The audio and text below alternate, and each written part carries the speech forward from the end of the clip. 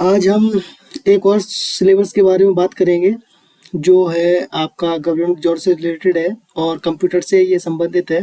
तो हम उसके लिए बात करेंगे। जैसे हमारा जो पेपर होता है, एक होता है, जैसे अभी वैकेंसी निकली थी 2023 में, एक निकली थी एआरओ की। वैसे तो आरओ बोलते हैं इसको, assistant review officer and review officer. तो मैं आरओ की नहीं, एआरओ की बात कर रहा हूँ, क्योंकि उसमें ही ओ लेवल और कंप्यूटर, क्योंकि उसके प्रीवी इसमें मेंस में कंप्यूटर लिखने को आता है एआरओ में, और ओ लेवल से पेपर डलता है और उसमें टाइपिंग भी मांगी जाती है। तो स्पेशली मैं एआरओ के लिए बता रहा हूँ, क्योंकि आरओ के लिए तो सिर्फ और सिर्फ ग्रेजुएशन चाहिए, सिंपल, बस, और कुछ नहीं चाहिए। लेकिन एआरओ में ग्रेजुएशन भी होनी चाहिए आपके लिए, ओ लेवल भी होना चाहिए और टाइपिंग भी आनी चाहिए आपको। तो उसके लिए मैं ये बता रहा हूँ आपको। उसके बाद जो 2023 में एक वैकेंसी आई थी यूपी पुलिस की आई थी, वो एक तो एसआई की और एएसआई की। तो इसमें क्या है, इसमें 950 पोस्ट थी, यानी कि पोस्ट 950 थी। 950 पोस्ट में से अब इसमें मान लीजिए जैसे यूपी पुलिस कांस्टेबल के फॉर्म आए थे, तो उसमें लाखों 40-50 लाख फॉर्म डले, ठीक है ना। और इसमें क्या है, एएसआई एएसआई में आई, तो इसमें कंपटीशन ओ लेवल इसमें भी मांगा गया था। तो इसमें क्या हुआ कि ओ लेवल से कितना कंपटीशन कम हो गया, आप खुद देख लीजिए। मान लीजिए जिसके पास ओ लेवल था, सिर्फ उसी बंदे ने या उसी पर्सन ने इसमें फॉर्म डाल पाया। यानी कि 950 पोस्ट थी, तो इसमें मैक्सिमम से मैक्सिमम अगर 1 लाख फॉर्म डल गया हो, वो भी बहुत है, ठीक है। इतना मैं ये मतलब एक आंकड़ा बता रहा हूँ, यानी कि ऊपर नीचे भी हो सकता है, लेकिन इतना ही मान लीजिए आप, 1 लाख फॉर्म, इतना तो आप मान ही सकते हैं। तो आप खुद देख लीजिए कि 60 कहाँ 40 कहाँ 50 लाख और कहाँ 1 लाख। तो कितना कंपटीशन कम किया किसने, ओ लेवल ने। और यहाँ पर भी देखिए, यहाँ पर भी किसने कंपटीशन कम किया, ओ लेवल ने। क्यों? क्योंकि आरओ का जो पेपर होता है, तो आरओ में जितने भी ग्रेजुएशन किया है वो सब फॉर्म डाल रहे हैं, तभी तो उसमें 11 लाख फॉर्म डाला। अब उसमें और इसमें क्या है, एआरओ वालों को ये बेनिफिट मिलता है कि अगर उनके पास ओ लेवल है तो वो आरओ में भी डाल सकते हैं, और उनके लिए फिर एआरओ तो है ही, ठीक है। तो उनके लिए ये दोनों अपॉर्चुनिटी हैं। और जिसके पास ओ लेवल था वो यूपी पुलिस कांस्टेबल में भी डाल सकता था, एएसआई में डाल सकता था और एएसआई में भी डाल सकता था, ठीक है। और ओ लेवल से एक यूपी पुलिस में कंप्यूटर ऑपरेटर की आती है, प्रोग्रामर की, तो वो भी ओ लेवल से डलता है। तो ओ लेवल की अच्छी खासी डिमांड है अब, और आगे भी बढ़ती जा रही है। तो हम इसी के बारे में आज चर्चा करेंगे कि ओ लेवल का, और सॉरी, ओ लेवल से ही तो फॉर्म डलते हैं एआरओ का, एआरओ और SI, UP police, UP police, SI और एएसआई, इनका जो कंप्यूटर का सिलेबस है, अब हम उसको देखेंगे और उसको कवर भी करेंगे हम अपने यूट्यूब चैनल पर। तो चलिए आइए देखते हैं इसका सिलेबस हम एसआई एएसआई का। देखिए, असिस्टेंट सब इंस्पेक्टर और सब इंस्पेक्टर का। तो देखिए, ये सिलेबस है जो भर्ती आई थी, उसका ये सिलेबस है। इसमें सामान्य हिंदी एंड कंप्यूटर ज्ञान, तो इन दोनों से जो क्वेश्चन आते हैं वो आपके 100 क्वेश्चन यहाँ पर दिए हैं, 100 अंक के, ये देखिए, ठीक है। उसके बाद सामान्य जानकारी, ये अध्ययन दिया है, यानी कि सामान्य जानकारी, यानी कि जीएस दी है मोस्टली कहें तो जो जीएस होती है वो भी देखिए कितने की है, 100 अंक की। उसके बाद सांख्यात्मक मानसिक योग्यता परीक्षण आता है, यहाँ पे आप देख सकते हैं जो आपकी रीजनिंग है वो भी 100 अंक की दी है, यानी कि 100 नंबर की, और जो मैथ है आपका वो भी 100 नंबर का दिया है। तो आप यहाँ पे भी देख लीजिए, कंप्यूटर आपका 100 नंबर का आता है, आ रहा है ना। तो यहाँ पे भी कंप्यूटर है, और ये तो हर एग्जाम के लिए आपको पढ़ना ही पढ़ना है, वनडे के लिए। अगर आपने ओ लेवल कर रहा है तो देखिए आप यहाँ से, और इसमें हिंदी का तो दिया है, लेकिन हिंदी के कम क्वेश्चन आते हैं मोस्टली इस 100 अंक में से, यानी कि सबसे ज़्यादा क्वेश्चन इसमें से, इस पार्टीशन में से इसी के आते हैं आपके, किसके, कंप्यूटर के, ठीक है। तो इसका मैंने प्रीवियस ईयर पेपर भी देखे हैं, एएसआई के और एसआई के, और वो भी पेपर मैं अपने यूट्यूब चैनल पर डाल दूंगा, अपने टेलीग्राम लिंक पे डाल दूंगा। सारे पेपर मेरे पास प्रीवियस के ईयर के पेपर रखे हैं, और मैंने पेपर को एनालिसिस किया था, तो उसी के बेस पे मैं बता रहा हूँ आपको कि ये कंप्यूटर के क्वेश्चन ज़्यादा आते हैं। हिंदी के कंपेरिजन में, ठीक है। और ये तो आपको है ही जीएस और रीजनिंग एंड मैथ।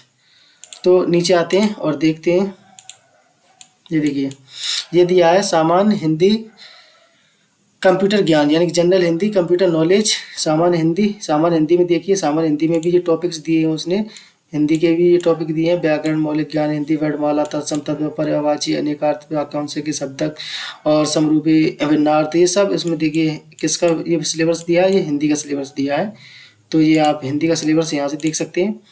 उसके बाद नीचे आते हैं हम, हमें कंप्यूटर सिलेबस कंप्लीट करना है अपने यूट्यूब चैनल पर, यानी कि इस चैनल पर आपको कंप्यूटर जो है वो पूरा कंप्लीट कराया जाएगा। मैं इसी तरीके की क्लासेस नहीं लूँगा, मैं एक बोर्ड पे यानी कि बोर्ड से आपको और मार्कर से ये सारा इसका फाउंडेशन है वो कंप्लीट कराऊंगा। जो प्रैक्टिकल है ना इसका, मैं जैसे एमएस ऑफिस का प्रैक्टिकल ही होगा तो वो मैं आपको सिस्टम पे ही करा के दे दूंगा उनकी वीडियो। बाकी की जो वीडियो है वो आपको मैं पूरा बोर्ड पे ही कराऊंगा। कंप्यूटर की हिस्ट्री, फ्यूचर यानी कि flow chart, number system, window settings वगैरह, कम्युनिकेशन, प्रोग्रामिंग लैंग्वेज, ये सारी चीज़ें मैं किस पे कराऊंगा, बोर्ड पे कराऊंगा। बाकी के जिस जिसका प्रैक्टिकल होता है और जो प्रैक्टिकल से समझाया जाएगा तो वो मैं प्रैक्टिकल से कराऊंगा, जैसे कि एमएस ऑफिस हो गया, शॉर्टकट की हो गई, प्रोग्रामिंग लैंग्वेज हो गई, वेब डिजाइनिंग हो गई। तो ये सब क्या है, ये सब मैं प्रैक्टिकल कराऊंगा यानी कि लैपटॉप पे करा दूंगा। तो देखिए ये सिलेबस इसमें दिया है जो हमने ट्रिपल सी में भी अपनी क्लास में डिस्कस किया था, वही सिलेबस है। देखिए इसमें क्या है, ओ लेवल मांगा गया है तो ओ लेवल का ही सिलेबस इसमें है, यानी कि ओ लेवल से ही टॉपिक उठा के इसमें डाल दिए। जिसने ओ लेवल कर रखा है वो इसको आराम से समझ जाएगा और वो उसको सारे टॉपिक्स को अच्छी तरीके से एनालिसिस कर लेगा। और अगर एक बार अगर उसने सिलेबस कंप्लीट कर लिया ये, तो उसका मान लीजिए रिवीजन ही होगा, वो कुछ नया नहीं पड़ेगा, ठीक है। हाँ कुछ अगर नई चीज़ें नई हैं जैसे करंट से रिलेटेड होती हैं तो वो पढ़ सकता है, बाकी का वही सिलेबस है ओ लेवल वाला ही। ट्रिपल सी वाला इसलिए नहीं है क्योंकि ट्रिपल सी में कुछ चैप्टर होते ही नहीं है। जैसे मान लीजिए ये हो गया वेब डिजाइनिंग, ट्रिपल सी में नहीं था, प्रोग्रामिंग ट्रिपल सी में नहीं थी, और ऑपरेटिंग सिस्टम तो ट्रिपल सी में था ही, लेकिन एल्गोरिथम, फ्लो चार्ट ये ट्रिपल सी में नहीं था। तो बस कुछ ही चीज़ें हैं जो ट्रिपल सी में नहीं थी, बाकी सब आपको ट्रिपल सी में देखने को मिलती हैं और वो लेवल से। तो वही चीज़ है। तो पहले हम कंप्लीट करेंगे बेसिक कंप्यूटर फंडामेंटल, वही ट्रिपल सी की क्लासेस चलाई जाएंगी, उसी में कंप्लीट हो जाएगा ये। और history and future of computers, history क्या है कंप्यूटर की वो भी पढ़ना, और फ्यूचर में कंप्यूटर का क्या यूज होगा, कहाँ तक फ्यूचर में कंप्यूटर जा सकता है वो भी देखना है। Algorithm, flow chart and number system, ये हमारा प्रोग्रामिंग से संबंधित होता है, फ्लो चार्ट एंड एल्गोरिथम, तो हम इसको भी पढ़ेंगे। Operating system and basic of window, इसको भी पढ़ेंगे। कंप्यूटर एब्रीविएशन, जितनी भी शॉर्टकट की वगैरह होती हैं, फुल फॉर्म वगैरह होती हैं, तो वो सारी हम इसमें कवर करेंगे। उसके बाद आता है माइक्रोसॉफ्ट ऑफिस, इसमें हम पढ़ेंगे। माइक्रोसॉफ्ट ऑफिस ही दिया है इसमें, लिब्रे ऑफिस तो दिया नहीं है, तो हम इसमें माइक्रोसॉफ्ट ऑफिस को ही कवर करेंगे। बेसिक कंप्यूटर यानी कि बेसिक नॉलेज ऑफ इंटरनेट का यूज इसमें हम देखेंगे। शॉर्टकट की वगैरह ये सब पढ़ेंगे, और यहाँ पे कंप्यूटर एब्रीविएशन दिया था, इसको भी हम पढ़ेंगे। कंप्यूटर कम्युनिकेशन एंड इंटरनेट, ये भी पढ़ेंगे। प्रोग्रामिंग लैंग्वेज, जितनी भी प्रोग्रामिंग लैंग्वेज होती हैं उनका सिर्फ ओवरव्यू पढ़ना है आपको, यानी कि प्रोग्रामिंग लैंग्वेज का बेसिक्स पढ़ना है, जैसे कि पाइथन क्या होती है, ठीक है, कब बनी थी, कैसे बनी थी, इजी लैंग्वेज है, कैसी लैंग्वेज है, हाई लेवल लैंग्वेज है, लो लेवल लैंग्वेज है, इस तरीके से पढ़ना है। ट्रिपल सी में यानी कि सॉरी पाइथन में और सी में क्या डिफरेंस है, सीएसएस की लैंग्वेज कैसी होती है, एचटीएमएल की लैंग्वेज क्या होती है, किस तरीके से काम करती है, ठीक है, जावा स्क्रिप्ट क्या होती है, पीएचपी क्या होती है। तो इस तरीके से हमें हर लैंग्वेज का क्या पढ़ना है, ओवरव्यू यानी कि इंट्रोडक्शन पढ़ना, और उसके बारे में थोड़ी थोड़ी बेसिक जानकारी लेनी है। उसके बाद एप्लीकेशन ऑफ नेट टेक्नोलॉजी, तो ये भी पढ़ना है हमें। नेट की टेक्नोलॉजी से संबंधित जितने भी एप्लीकेशन यानी सॉफ्टवेयर है वो पढ़ने देखने हैं हमें। उसके बाद वेब डिजाइनिंग में हम HTML देख लेंगे, HTML देख लेंगे, HTML देख लेंगे, CSS की कोडिंग देख लेंगे, और जावा स्क्रिप्ट की भी कोडिंग देख लेंगे, और फोटोशॉप भी थोड़ी हम देख लेंगे। इसमें वेब डिजाइनिंग में है, ओ लेवल में था इसलिए मैं बता रहा हूँ, इसमें भी हम देख लेंगे। उसके बाद आता है आपका, देखिए उसके बाद नेटवर्किंग हम पढ़ेंगे। नेटवर्किंग मैंने बताया था, इसमें टोपोलॉजी वगैरह, रिंग टोपोलॉजी, बस टोपोलॉजी, स्टार टोपोलॉजी, ये सब पढ़ेंगे। नेटवर्क में ब्लूटूथ, हॉटस्पॉट, लैन और ब्रॉडबैंड कनेक्शन क्या होता है, तो ये सब हम नेटवर्किंग में यहाँ से पढ़ेंगे। उसके बाद world wide web, web browser क्या होती है ये पढ़ेंगे। IT टूल्स क्या होते हैं, जैसे अभी IT टूल्स कई सारे IT टूल्स आ रहे हैं, इंफॉर्मेशन टेक्नोलॉजी के IT टूल्स होते हैं, वो बिजनेस सिस्टम क्या होता है वो भी पढ़ेंगे। इंट्रोडक्शन टू मल्टीमीडिया के बारे में पढ़ेंगे। उसके बाद ऑप्शन आता है आपका, ये लास्ट बचा, इमर्जिंग टेक्नोलॉजी, आर्टिफिशियल इंटेलिजेंस इसमें भी दिया है, मोबाइल कंप्यूटिंग इसमें भी दिया है, और green computing, banking, e governance वगैरह, ई कॉमर्स वगैरह, ये भी हम इसमें कंप्लीट करेंगे। तो इतना सिलेबस है एएसआई एंड एएसआई का, जो हम कंप्लीट कर देंगे अपने यूट्यूब वीडियो पे, इसी पे आप देख सकते हैं। ठीक है, पूरा सिलेबस मैं आपको ये कंप्लीट करा दूंगा। जो बोर्ड पे कराने लायक है वो उसको मैं बोर्ड पे बताऊंगा, और जो सिस्टम पे कराने के लिए है वो उसको मैं सिस्टम पे कराऊंगा, और अच्छी प्रैक्टिस करा के, और इसके एमसीक्यूज भी मैं कराऊंगा। इसके भी एमसीक्यूज कम से कम मैं आपको इस सिलेबस के अकॉर्डिंग कम से कम 1000 एमसीक्यूज तो कम से कम अपने चैनल पे डाल ही दूंगा। ठीक है, यानी कि पीडीएफ डाल दूंगा और लेक्चर भी ले लेंगे। ठीक है, तो ये यहाँ से आपका कवर हो जाएगा।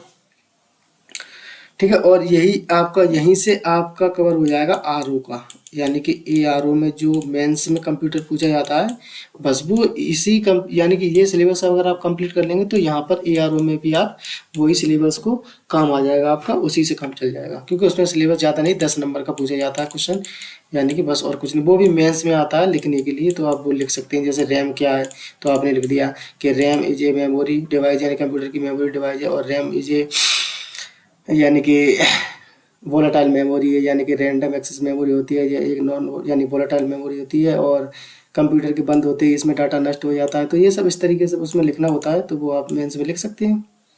ठीक है, जैसे आप मान लीजिए सीपीयू के बारे में पूछ लिया, तो सीपीयू के बारे में डिफाइन कीजिए, व्हाट इज सीपीयू, क्या है सीपीयू के बारे में बताइए, या रैम एंड रोम के में क्या डिफरेंस होता है, तो ये लिखना है आपको कि रैम एंड रोम क्या है। तो ये कंप्यूटर की स्टोरेज डिवाइस होती है, रैम क्या है, एक टेम्परेरी मेमोरी होती है, रोम क्या है, एक परमानेंट मेमोरी होती है। तो इस तरीके से आप रैम और रोम लिखेंगे, पहले डेफिनेशन लिखेंगे, डेफिनेशन लिखने के बाद उनके दोनों में डिफरेंस बिटवीन लिखेंगे, डिफरेंस बिटवीन रैम एंड रोम।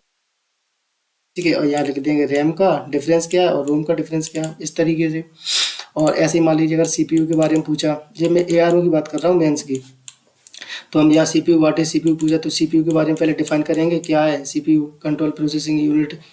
ठीक है, तो उसके बारे में डिफाइन करने के बाद उसका एक डायग्राम बना देंगे, डायग्राम बनाने के बाद उसको समझा देंगे कि यहाँ से हम इनपुट डिवाइस देते हैं, इनपुट डिवाइस देने के बाद यहाँ से हमें आउटपुट मिलता है, यहाँ सीपीयू काम करता है, यानी कि सेंट्रल प्रोसेसिंग यूनिट। इसके 3 पार्ट होते हैं, arithmetic logic unit, control unit और मेमोरी यूनिट। इस तरीके से डायग्राम बना के डेफिनेशन लिख के बस रख देंगे। 2-3 क्वेश्चन, यानी कि 2-3 नंबर का ही तो होता है, बस वही लिख देंगे। उसके बाद पूछा कि व्हाट इज कंप्यूटर, कंप्यूटर क्या है, तो इस तरीके से हम प्रैक्टिस करेंगे, और एआरओ का भी आराम से कवर कर लेंगे। ठीक है, तो ये दोनों ही मैं कवर करा दूंगा। ठीक है, तो चलिए, थैंक यू।